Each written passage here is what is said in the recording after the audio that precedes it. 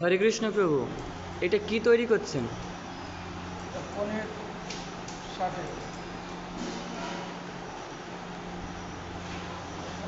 হবে। একটা প্রোগ্রাম আছে মন্দিরে, বার্থডে প্রোগ্রাম, সেই উপলক্ষে পনির 60 হবে এবং বিরিয়ানি হবে, 5 মিনিট পনির হবে, বিভিন্ন রকম আইটেম থাকবে, বহু আইটেম থাকবে।